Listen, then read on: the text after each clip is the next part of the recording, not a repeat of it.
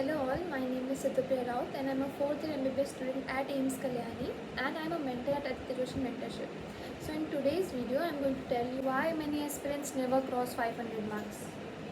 तो foremost thing is कि lack of revision. तो बहुत स्टूडेंट्स ये करते हैं कि दे डोंट रिवाइज। बहुत लोगों का एम ये रहता है कि वो सिलेबस जैसे भी जल्दी जल्दी ख़त्म करना है। नीट में ये नहीं देखते हैं कि कितना सिलेबस आपने कवर किया है, वो देखते हैं कि कितना कम सिलेबस आपने कितने अच्छे तरीके से किया है। देखो बहुत सारे बच्चे ये करते हैं कि सब पढ़ लेते हैं फिर भी उनके मार्क्स नहीं आते, देन वो सोचते हैं मैं तो सब पढ़ा था फिर भी क्यों नहीं आए। एंड वहीं अगर बच्चा अगर उसने 4-5 चैप्टर स्किप भी किए हैं पर बाकी चैप्टर उसने थॉरोली एकदम अच्छे से पढ़ा है, मैं गारंटी दे रही हूँ उसका नीट निकालना इस चांसेस ज़्यादा हो जाता है एज़ कम्पेयर टू उस बच्चे से जिसने सारा सिलेबस कंप्लीट किया है। तो आपका एम ये नहीं होना चाहिए कि आपको 100% सिलेबस जल्दी से ख़त्म करना है। आपका एम ये होना चाहिए कि आप कितना छोटा मतलब कितने अच्छे से एक चैप्टर को मतलब एक सिलेबस को कितने अच्छे से कंप्लीट कर सकते हैं। मतलब आप मान लीजिए मतलब एक चैप्टर एक दिन में कीजिए या मतलब स्टार्टिंग में तो टाइम लगेगा आपको, पर जब भी कोई चैप्टर पढ़ते हैं उसको पहले जल्दीबाजी में मत पढ़िए, समझ के पढ़िए। अगर वो टाइम भी लग रहा है नो इशू, बट आप उसको अच्छे से पढ़िए। एंड अगर आपने एक बार पढ़ा भी है तो इट इज़ नॉट सफिशिएंट, ठीक है, आपको उसको दोबारा आके रिवाइज़ भी करना है। तो इसका सल्यूशन यही है कि आपने मान लो एक वीक में आपने ये सब पढ़ा, देन उसको एक शेड्यूल टाइमिंग दो कि इस वीक में इस पर्टिकुलर डे में मैं रिवाइज़ करूँगी उसको थोड़ा बहुत। क्योंकि अगर आप ऐसे पढ़ते जाएंगे तो ऑब्वियसली हर चीज़ ऐसे तो नहीं है कि हर चीज़ रिटेंशन में रहे, तो इसीलिए आपको मल्टीपल टाइम रिविजन करना होगा, तभी आपके दिमाग में वो फिट होगा एकदम। एंड आप लोग खुद ये चीज़ नोटिस करोगे कि रिवीजन के टाइम पे आपको बहुत सारे न्यू फैक्ट मिल रहे हैं। मतलब फर्स्ट जब आप पढ़ते हैं तब आपको ठीक है आपको कुछ चीज़ समझ में आती है, कुछ चीज़ समझ में नहीं आती है, बट जब आप रिवाइज़ करने के लिए दोबारा रीड करते हैं ना तब आपको न्यू फैक्ट्स मिलता है। अच्छा ये तो था पर मैंने तो देखा नहीं था फर्स्ट टाइम। इससे बहुत लोग होता है, मेरे साथ भी हुआ था। तो जितने टाइम आप मल्टीपल रिवाइज़ करोगे ना उतने टाइम आपको न्यू फैक्ट्स मिलेंगे, आपको उतना अच्छे से समझ में आएगा। डोंट बी इन अ हरी कि तुम्हें जल्दी से चैप्टर खत्म करना, ठीक है, टाइम लो, अच्छे से पढ़ो, रिवाइज़ करो। नेक्स्ट थिंग इज़ कि नो टेस्ट एनालिसिस, ठीक है। तो बहुत बच्चे मैंने देखा है कि वो बस क्वांटिफाई करते हैं कि मैंने तो इतने टेस्ट दिए, ठीक है, वो लोग मार्क्स देखते हैं, ठीक है अगली बार अच्छा करूँगा, जस्ट उसके बाद ना एनालिसिस ना कुछ, उस टेस्ट को देखते भी नहीं है। एंड मैं बता रही हूँ कि अगर आपका 650 प्लस भी आ रहा है या मतलब आपका 700 भी आ गया, वो जो आपने गलतियाँ की है ना, जो चार क्वेश्चन हैं, उस गलती वो जो टॉपर वाला बच्चा होता है वो उस 4 गलतियों को भी देखता है, ठीक है, ये डिफरेंस रहता है। तो आपके अच्छे मार्क्स आ गए मतलब इससे ऑब्वियसली खुश हो कि तुमने अच्छा इंप्रूवमेंट किया, बट ये भी देखो कि तुमने वो 4 गलतियाँ कहाँ की है, ताकि तुम फ्यूचर में अगर वो सेम क्वेश्चन आए तो आपको गलती ना करोगे, भी आपको कुछ भी आ सकता है अगर आप एनालाइज करोगे तभी। इसीलिए give at least 2 to 3 hours of analysis after every mock paper, ठीक है। एंड उस एनालिसिस में ऐसे क्वान्टिफाई मतलब ऐसे कैटेगरीज करो कि तुमने कौन से गलत किए, कौन से अनअटेम्प्टेड थे, कौन से तुमने गेस किया सही हो गया, कौन से तुमने गेस किए थे पर गलत हो गए। वो सारे कैटेगरी को क्वेश्चन तुम देखोगे एंड किस क्वेश्चन में तुम्हें ज़्यादा टाइम लगा, क्यों लगा, क्या तुम्हारा कंसेप्ट थोड़ा ढीला था, या तुमने जो भी गलतियाँ उसमें तुम्हारा यूनिट गलती थी, या तुमने सिले मिस्टेक किया, नॉट नहीं पढ़ा, एक्सेप्ट नहीं पढ़ा, तो वो सब गलतियाँ आपको देखनी है। देखो नेक्स्ट अगर तुम्हें पता चले कि तुमने ये सिले मिस्टेक किया तभी तो उसके चांसेस बढ़ जाएंगे ना कि तुम इस नेक्स्ट पेपर में वो गलतियाँ ना करो। And after every analysis do make a mistake notebook, ठीक है। तो उस मिस्टेक नोटबुक में जो भी तुम्हारा कंसेप्ट मिस्टेक हुआ है कि तुम्हें कंसेप्ट समझ नहीं आया, कोई फैक्ट बेस्ड स्टेटमेंट है या आंसर कोई डायरेक्ट लाइन है, तो तुम्हें उस आंसर लाइन में मार्क कर लेना है, ठीक है।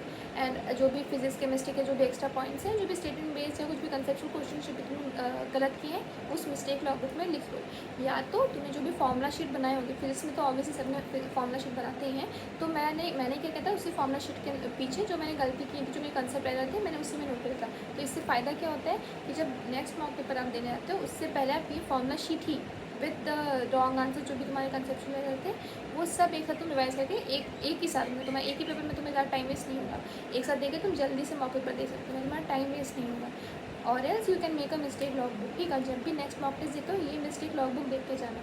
नेक्स्ट थिंग आता है रिसोर्स होल्डिंग, ठीक है। तो इसमें क्या होता है बहुत सारे बच्चे बहुत सारे बुक से पढ़ना स्टार्ट करते हैं, टू मनी रिसोर्सेज हो जाते हैं। तो देखो आप अगर अच्छी बात है आप बहुत सारे क्वेश्चन सॉल्व कर रहे हैं, बट अगर आप इतनी सारे क्वेश्चन सॉल्व करेंगे, इतना वैरायटी क्वेश्चन सॉल्व करेंगे, तो मे बी ये हो सकता है कि मान लो इस रिसोर्स में इस क्वेश्चन का पैटर्न ऑफ सॉल्विंग अलग है, इस क्वेश्चन में पैटर्न ऑफ सॉल्विंग अलग है, ठीक है।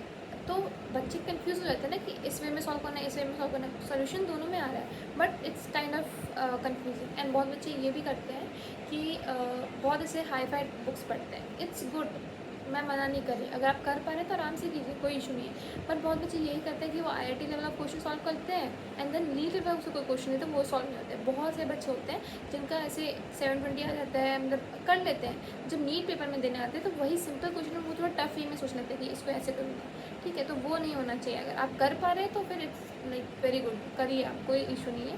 बट अगर मैं बोलूँगी पहले आप नीट लेवल का क्वेश्चन सॉल्व कर लीजिए, बेसिक लेवल जो आपको करना चाहिए, उसके बाद आपके पास टाइम बचता है तो आप वैसे टाइप का क्वेश्चन भी कर सकते हैं। सो इसीलिए choose a good resource first, then आप दूसरी बुक चूज़ कर सकते हैं। तो इसीलिए आदित्य जोशी मेंटरशिप ने एक बहुत अच्छा NCERT line by line question bank निकाला है, ठीक है। तो इसमें क्या है, डायरेक्टली NCERT के लाइन से क्वेश्चन फॉर्म हुए, ठीक है। तो अगर आप NCERT रीड भी कर रहे हैं, देयर आर चांसेस कि आप कुछ सेंटेंसेस मिस कर जाएँ, कोई कंसेप्ट मिस कर जाएँ, कोई स्टेटमेंट मिस कर जाए, या कोई डायग्राम मिस कर गए, उनके लेबलिंग ना पढ़ी हो। तो ये अगर आप एक बार रीड कर लें, उसके बाद आप ये क्वेश्चन बैंक सॉल्व कर लेते हैं, तो आपको पता चल जाएगा कि आपने कौन से एरियाज़ आपने मिस किए हैं, कौन से एरियाज़ आप लैग बिहाइंड कर रहे हैं, तो फिर वो सब आपको पता चल जाएगा। तो इसीलिए बहुत अच्छा सोर्स है, मतलब no out of the box question, no hi fi question, कुछ नहीं। डायरेक्ट जो NCERT से जो नीट में आता है वैसे ही टाइप के क्वेश्चन आपको इसमें मिलेंगे, और आपको फालतू में टाइम वेस्ट करने की ज़रूरत नहीं है। आप इसी में आपको क्वेश्चन पता चल जाएंगे, आप एनालिसिस से कर सकते हैं, रिवाइज से कर सकते हैं, तो आपका एक बेस बन जाएगा NCERT से। And the most important thing, आपको देखो बहुत सारे बच्चे फिजिक्स केमिस्ट्री नहीं पढ़ते हैं NCERT से, तो अगर आपको ऐसे सोर्स मिल जाए जैसे NCERT से क्वेश्चन बने हुए हैं, आप उसी को कर ले, then this is more than enough. No, आपको NCERT पढ़ना नहीं पड़ेगा, टाइम कंज्यूमिंग नहीं है, बोर नहीं लगेगा आपको, क्वेश्चन फॉर्मेट में कर रहे हैं, तो इसीलिए तो इट्स बेटर फॉर फिजिक्स। क्योंकि फिजिक्स में तो बहुत सारे बच्चे लाइक उनके पास बहुत सारे सोर्सेज होते हैं एंड बहुत सारा क्वेश्चन करने होते हैं। ऑब्वियसली फिजिक्स में तो वैरायटी ऑफ क्वेश्चन करने भी चाहिए, बट बेस लेवल जो जैसे NCERT में नीट में पूछते हैं वैसे टाइप ऑफ क्वेश्चन इसमें दिए हुए हैं, तो आप पहले ये कर लीजिए, तो आपका एक बेस रेडी हो जाएगा कि मतलब आपको नीट में चाहे कैसे भी क्वेश्चन आ जाए NCERT से आप कर लेंगे। उसके बाद आप जाइए हाई लेवल ऑफ बुक्स में। एंड इसका और एक स्पेशलिटी है कि ये through out the year available रहेगा, आपको जब चाहिए आप इसको परचेज़ कर सकते हैं। एंड इसका प्राइस इज़ वेरी लेस, ठीक है। For physics it is 299, for bio it is 299, for chemistry it is 299। तो आपको सारे के लिए 299 इतना चीप में मिल रहा है। लाइक आप अगर एक बुक परचेज़ करने जाए मिनिमम 1000 की होती है अगर आप अच्छी स्टैंडर्ड बुक्स लें तो। बट आपको ये चीज़ ना जो पूरी कम्प्लीटली NCERT बेस्ड है, जिस टाइप के क्वेश्चन आपको मिलेंगे नीट में उसी टाइप के क्वेश्चन मिल रहे हैं for 299 each subject. Like it's very less. अगर आपको अगर आपको नहीं भी पसंद है तो आप एक प्रैक्टिस के इसको कर सकते हैं ना, कि आपको NCERT के क्वेश्चन पता चल जाएंगे। देन नेक्स्ट थिंग आती है वीक बेसिक्स, ठीक है। तो देखो कभी भी तुम हायर आप क्वेश्चन में जाते हो, तो मैं जैसे मेरा मैथ्स नहीं था, I was a PCB student, ठीक है। तो ऑब्वियसली तुम्हें फिजिक्स में थोड़ा बहुत तो मैथ्स चाहिए, मतलब बेसिक डिफरेंशियल एंड इंटीग्रेशन वगैरह वगैरह। तो अगर तुम्हें उतना भी नहीं आता है तो तुम कैसे करोगे, कुछ कुछ तुम्हें डिफरेंशियल इंटीग्रेशन चाहिए होता है। तो फर्स्ट अपना बेसिक्स क्लियर करो, एक पूरा एकदम अच्छे से टाइम दो बेसिक्स को। ऐसा नहीं कि तुम्हें बहुत बच्चे तो आगे बढ़ गए हैं, वो तो हायर अप क्वेश्चन कर रहे हैं, मैं तो अभी तो बेसिक्स में पढ़ाऊँ, इस ईगो में मत रहिए। अपना टाइम दो, अब तुम अपने अकॉर्डिंग करो, तुम्हें ये नहीं दूसरों को देख के करना है, तुम्हें खुद का वीक क्या है, तुम्हारा स्ट्रैटेजी अलग होना चाहिए, ये नहीं कि तुम उसका स्ट्रैटेजी फॉलो करो। पहले अपने वीक पॉइंट में फोकस करो, देन धीरे धीरे उसको स्ट्रेंथन करो, ठीक है। तो सबसे पहले इसीलिए बेसिक्स क्लियर होने चाहिए, अच्छे से टाइम दो उसको, क्लियर करो, देन अपने हायर अप क्वेश्चन पे जाओ। Next thing is consistency. बहुत बच्चे क्या करते हैं, वो वीक में 3 दिन तो एकदम पूरा 12, 15, 13 घंटा मतलब बहुत ज़्यादा पढ़ लेंगे, एंड देन उसके अल्टरनेट डेज थक जाएंगे कि नहीं मैंने तो बहुत पढ़ लिया था, एंड देन अभी तो मतलब होता है ऐसे कि आपने 2-3 दिन कंटिन्यूसली बहुत बर्न आउट होकर पढ़ लिया, तो नेक्स्ट तीसरे दिन आपको नहीं मन करेगा पढ़ने का। तो आपको ये चीज़ नहीं करना है, आपको डेली मान लो आप 6 से 8 घंटा भी पढ़ रहे हो, it is more than enough. अगर आपने उसको अच्छे से पढ़ा है तो जो भी आप पढ़ रहे हैं अगर उसे अच्छे से पढ़ रहे हैं तो फिर 6 से 8 घंटा भी पढ़ रहे हैं तो वो बहुत है, पर आपको डेली पढ़ना है, कंसिस्टेंट रहना है, ठीक है। आप 2 दिन पढ़ लेंगे, 30 दिन गैप दे देंगे तो आपने जो 2 दिन पढ़ा है वो ऑब्वियसली भूलने के चांसेस हैं, ठीक है। इसलिए डेली पढ़ो, कम पढ़ो, अच्छे से नींद लो, अच्छे से स्लीप शेड्यूल अपना ठीक रखो। नेक्स्ट थिंग आती है कि तुम्हारा अगर तुम पैसिवली पढ़ रहे हो, ठीक है, तो कभी कभी ऐसे बोरिंग हो जाता है ना कि नहीं पढ़ने का मन नहीं करता, तो बस खोल के बैठ गए and just you are like seeing your book and ठीक है पेज पलट रहे हैं, थोड़ा बहुत पढ़ रहे हैं, कुछ कंसेप्चुअली आप बिल्ड नहीं कर रहे, क्वेश्चन फॉर्म नहीं कर रहे, ठीक है। तो ठीक है, आपको जब ऐसा होता है, मतलब ऐसा सीन होता है, तो टेक अ रेस्ट, अपने आराम से रेस्ट लो। उसका जब माइंड फ्रेश हो तो पढ़ना स्टार्ट करो, और as switch to a different subject. ठीक है, मैं वैसे ही करती हूँ।